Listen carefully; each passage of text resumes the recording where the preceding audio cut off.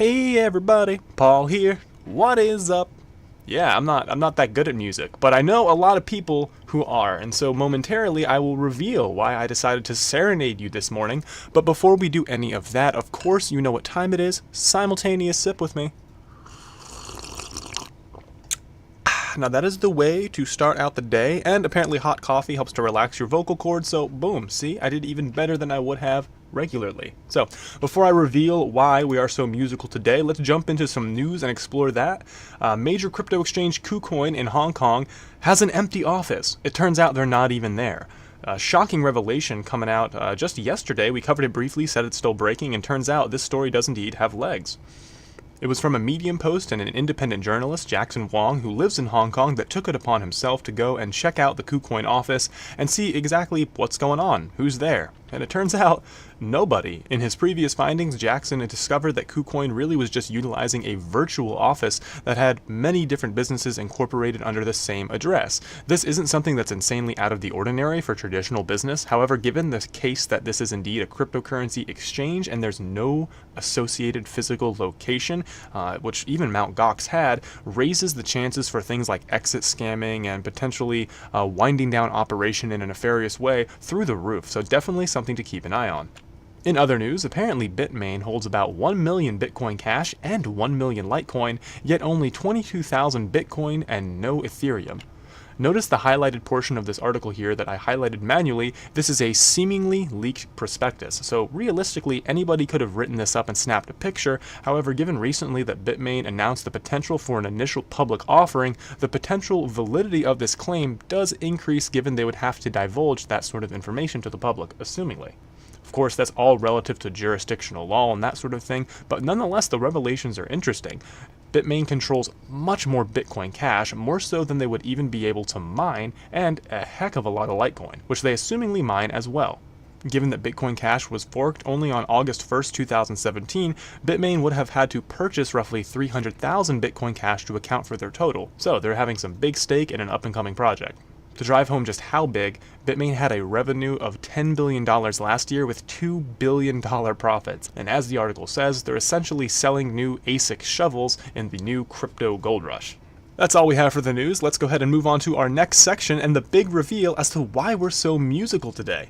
Well, a very musically inclined individual asked me, "Hey, Paul, I'm interested in crypto, and I'm pretty great at music, so what new music coins are coming up on the block?" And so I took the time to aggregate a lot of these musical cryptocurrencies that are up and coming. Some of them look more well-positioned than others, but I'll leave that for you to decide. I'll just lay out the lay of the land, and you can make your choices for yourself. Let me know in the comments down below which of these is your favorite, and if you use some of these already.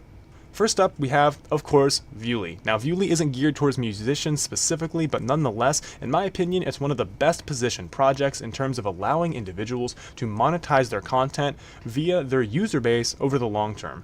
Now, there is currently a payout happening via a community rewards pool, so it does give you a chance to earn a little bit of extra view tokens for your content without having to have your users directly connect with you. So, a good boon in a potentially up-and-coming giant.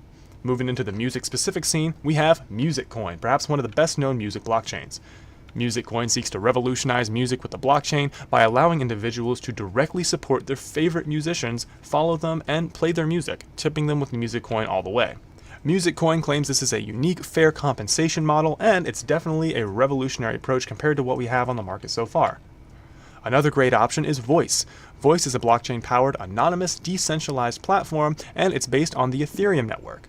Voice is a ERC20 token that allows a P2P marketplace where you could sell and monetize your tracks using samples or entire songs or albums. They allow for crypto payments in Voice tokens and full revenue in which 100% of the sale proceeds go to the artist. You can see here a bit of information about how Voice works for artists. Go ahead and pause the video if you need a bit more time, or go ahead and check the links below in the description. We have a lot more projects to check out. Next up, we have Vibrate. Vibrate is a community that's setting a new standard for the music industry. Much like the previous two coins, they want to allow individuals to upload their musical content and interact with their audience in a seamless way. To do so, they have a daily rewards pool of 5,000 Vibrate tokens and a tiered system that allows users who both upload and seemingly review music to receive a scaled system of rewards dependent on how accurate the reviews and interactions are. I don't know the particular details of this, so if anybody's already using Vibrate, please let me know below in the comments, but it definitely seems to be a popular option for musicians out there. Following Vibrate, we have Soundak. Soundak is a platform that seeks to allow musicians seamless interaction with their own content as it begins to morph and change in the ecosystem. You can see at the bottom, Soundak hopes to solve the who to pay issue currently plaguing the music world.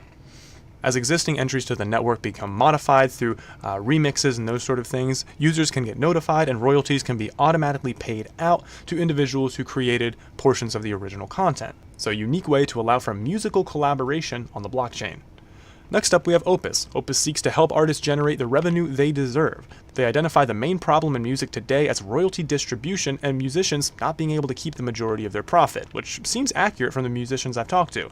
They're already supported by hundreds of artists worldwide and are incredibly excited to have them on board and continue to grow. They have a pretty nice looking website, so go check it out.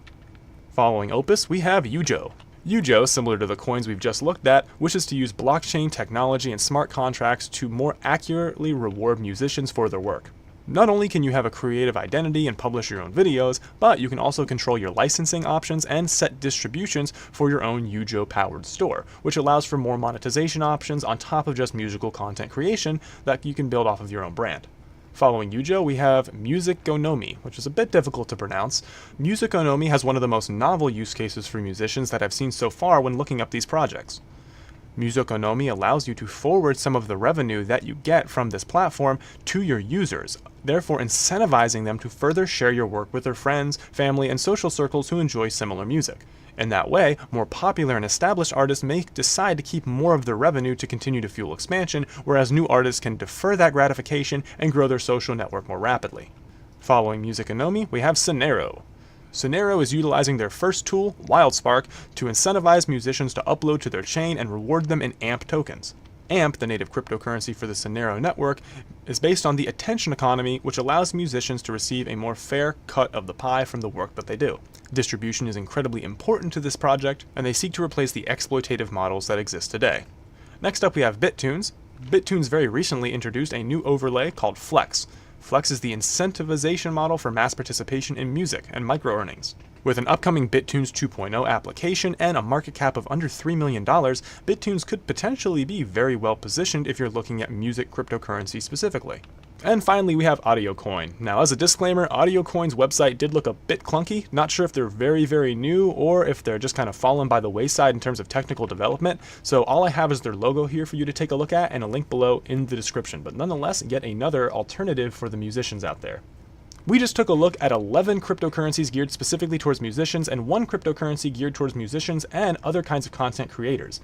Hopefully this could be informative and helpful to all of my musically inclined individuals out there. Hope you guys keep on rocking, and if anybody else has a specific question about an industry within cryptocurrency or how cryptocurrency can fit within their own industry, let me know. Like I said, this musical gentleman just posed the inquiry and I was more than happy to get a better finger on the pulse as to what's happening to the musical side of cryptocurrency. But with that section done, let's go ahead and roll on into the happenings of the day for Monday, August 13th. Silicon Valley Tech Week is kicking off. Where else? Silicon Valley. And Komodo's having an AMA. For August 14th, Tuesday, Block Con is happening in New York City, and the Future of Blockchains conference is kicking off in Toronto, Canada. That's all we have for the happenings and events and for this Crypto Coffee update. Thanks so much for watching, guys. You are awesome. This channel really would just be me talking into a microphone without you, so you're the real MVPs here. After all, and it's so appropriate, we're all in this together. Yeah, there's my musical side. If you're feeling froggy, feel free to drop us a like on Viewly. After all, as I said, we are rewarded in cryptocurrency from their daily rewards pool. From viewers like you who are being so supportive, we do very much appreciate it. We are self and donation funded, so no paid shilling on this channel. But with that said, thanks again for watching. My name is Paul. We are Cryptide, and remember, the tide is rising. This time with a musical boat.